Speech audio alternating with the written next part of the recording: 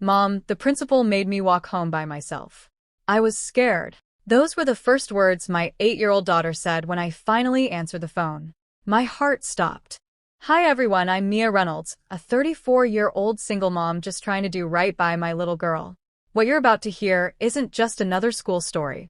This is the day my daughter's elementary school decided to punish an 8-year-old by sending her home alone, 5 miles through busy traffic, because she broke a rule.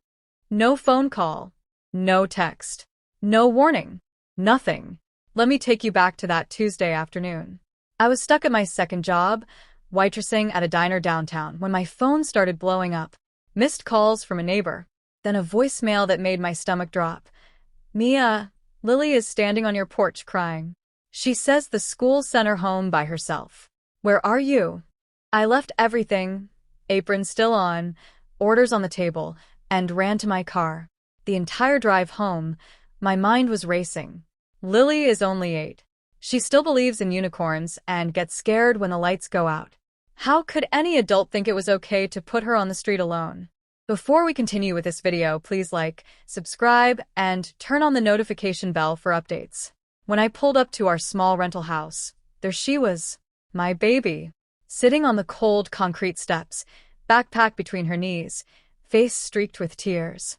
The second she saw me, she ran straight into my arms, shaking. "Mommy, Mr. Grant said I had to go home because I broke the rule. He didn't call you. He just said rules are rules and made me leave." I held her tight, but inside I was boiling. What rule could possibly be so serious that they'd risk a child's life instead of picking up the damn phone? I thought sending her to Willow Creek Elementary was giving her the best chance. Smaller classes, better reputation. I'd fought hard to get her in, but something was very wrong at that school, and I was about to find out just how wrong. Because this wasn't really about a rule at all. As Lily cried into my shoulder, she whispered something that made my blood run cold. The principal said, "Maybe you need to learn the rules too." That was the moment I knew this wasn't a mistake. This was personal, and I was about to walk straight into the lion's den.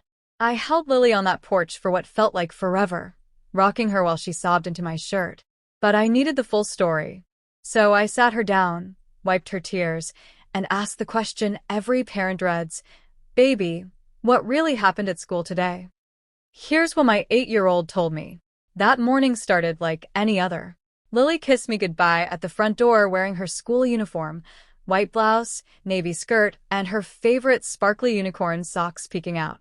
Those socks were her little act of rebellion. The school has this insanely strict dress code, but I figured sparkly socks wouldn't hurt anyone. Wrong. During recess, a bigger girl named Brooke started bullying Lily's best friend, calling her poor and dirty because her shoes had holes. Lily stood up for her. She didn't yell or fight. She simply said, "That's not nice. Stop it." Her teacher, Ms. Vargas, saw the whole thing and immediately dragged Lily to the principal's office. Mr. Richard Grant, 55 years old, bald, always wearing the same gray suit, has a reputation for being strict. Zero tolerance, they call it. But this time he went way too far.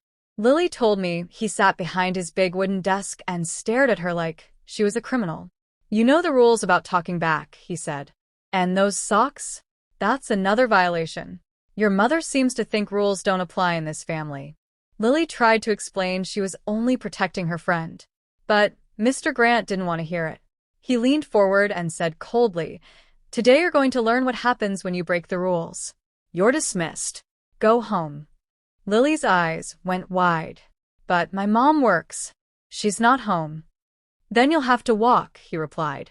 "Maybe this will teach both of you. No phone call. No attempt to reach me." He just opened the front door of the school and sent an 8-year-old out onto the street alone. I sat there listening to my daughter's story, feeling sicker with every detail. This wasn't discipline. This was cruelty. What made it worse? This wasn't the first time I complained about bullying at Willow Creek. I'd sent 3 emails last month that Mr. Grant barely acknowledged. Now it felt like he was punishing Lily to get back at me. By the time Lily finished talking, my hands were shaking with rage. I hugged her tight, kissed her forehead, and said, "Mommy's going to handle this right now." I buckled her into the car and drove straight to the school, still wearing my dirty waitress apron. My heart was pounding so hard I could hear it in my ears. I had no idea that the worst part was still coming. Because when I stormed into Mr. Grant's office and played the confrontation back later, that's when everything exploded. I stormed through those school doors like a woman possessed. The front office smelled like old coffee and cheap cleaning spray. The secretary looked up, startled. "Ms. Reynolds, you can't just—" "Watch me," I snapped, marching straight past her toward Mr. Grant's office. He was sitting behind his desk exactly like Lily described, gray suit, cold eyes, pretending to shuffle papers. The second I walked in, he didn't even stand up. "Ms. Reynolds, I see your daughter made it home safely." Safely? My blood was boiling so hot I could barely speak. "You sent an 8-year-old child 5 miles through traffic with no phone call, no warning, and no adult. Are you out of your mind?" He leaned back in his chair, completely calm. "Lily broke multiple rules. Dress code violation. Defiance toward a teacher. We have a zero-tolerance policy here at Willow Creek. She needed to learn consequences." Consequences? I laughed, but there was no humor in it. "She's 8. She stood up for a bullied friend. That's not defiance. That's character." Mr. Grant smiled like he'd been waiting for this. "Your daughter has been disruptive before. And let's be honest, you've sent several complaint emails about bullying that were exaggerated. Perhaps the apple doesn't fall far from the tree." That's when it hit me. This wasn't about unicorn socks. This man had a grudge. I pulled out my phone and hit record under the desk. You better believe I did. "Every parent watching this needs to know, always record." He kept going. "We attempted to call you." "Liar," I said, voice shaking. "My phone never rang. Lily told me you didn't even try." He waved his hand. "Technical issues happen. The point is, actions have consequences. If you can't follow the rules as a parent, how can we expect your daughter to?" I stepped closer. "She could have been hit by a car, kidnapped, anything. And you're sitting here acting like you did her a favor?" Mr. Grant's eyes narrowed. He lowered his voice, but the words came out sharp as knives. "This isn't just about socks, Ms. Reynolds. This is about respect for authority, and your daughter needs to learn her place. Just like you do." The room went dead silent. My stomach dropped. This was personal. He wasn't punishing Lily for breaking a rule. He was punishing me. And right then, I knew I had him. But what happened next in that office made the entire school regret the day they ever crossed us. That one sentence changed everything. The second Mr. Grant said my daughter needed to learn her place just like me, I felt the shift in the room. This wasn't about rules anymore. This was a power trip, and I was done playing nice. I pulled my phone out from under the desk and hit play on the recording. My own voice filled the office, then his cold reply. "This isn't just about socks. Your daughter needs to learn her place. Just like you do." Mr. Grant's face went pale. His eyes darted to the phone like it was a loaded gun. "You recorded me?" he hissed. "Damn right I did," I shot back. "Because parents need to hear exactly what you said to a mother whose child you put in danger." Before he could answer, the door flew open. Vice Principal Mrs. Lopez rushed in, drawn by the raised voices. "What is going on in here?" I didn't hesitate. I turned the phone toward her and played the clip again. Mrs. Lopez's mouth fell open. She looked at Mr. Grant like she'd never seen him before. At that moment, the school secretary stepped in behind her, eyes wide. "Mr. Grant, I checked the call logs like you asked. There was no outgoing call to Ms. Reynolds' number. Not at 2:30. Not at all." The principal tried to stand, but his knees looked weak. "This is being taken completely out of context." I cut him off. I pulled up the neighbor's Ring camera footage I'd already texted myself on the drive over. I held the phone high so everyone could see Lily, tiny backpack dragging, walking up to our empty porch at exactly 2:47 p.m., 23 minutes before Mr. Grant claimed he even tried to call. The room went dead quiet. Then Mrs. Lopez spoke, voice low. "Richard, you've done this before. 3 other kids last year. You said it was character building." Mr. Grant started sweating. His tie suddenly looked too tight. "This is being blown out of proportion. I was only trying to." That's when his office phone rang. Loud. Shrill. Right on his desk. He stared at it like it was a bomb.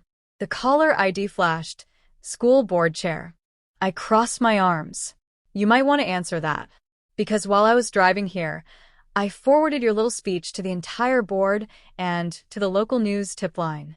Mr. Grant's hand hovered over the phone. For the first time, real fear flashed in his eyes. And that's when everything finally started to crumble. The phone kept ringing.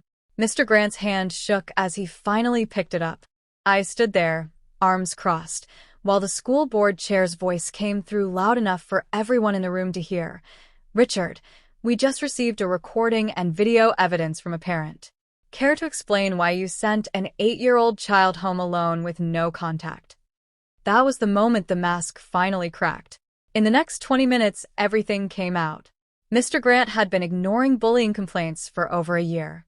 He'd sent at least 4 other kids home alone as character lessons, always claiming he tried to call when phone logs proved he never did. Lily's unicorn socks and her standing up for her friend were just the excuse. The real reason? He was furious at me for the emails I'd sent calling out the bullying problem. This was his way of putting me and my daughter in our place. No ambiguity. No missing pieces. He admitted it himself when the board pressed him on speakerphone. I walked out of that office with my head high and my daughter's hand in mine. Later that night, after I put Lily to bed, I sat on the porch where she'd cried alone hours earlier and finally let the tears come. Big, ugly sobs of relief and rage all mixed together.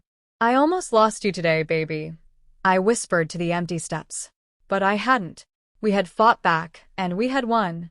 The consequences hit fast and hard. Within 48 hours, the school board placed Mr. Grant on administrative leave. Local news ran the story, blurred faces, but the details were crystal clear. 3 other families came forward with identical stories. By the end of the week, he was forced to resign. Ms. Vargas received a formal reprimand and mandatory sensitivity training. The school rewrote its policies. No child under 10 could ever be sent home alone.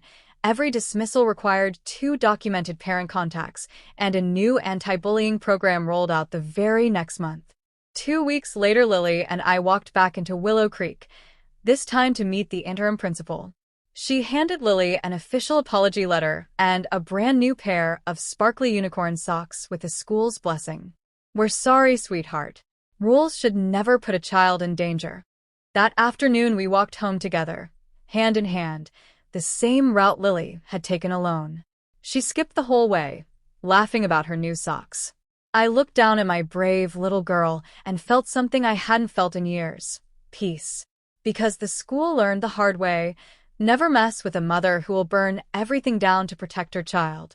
And we lived safer, stronger, and finally heard ever after.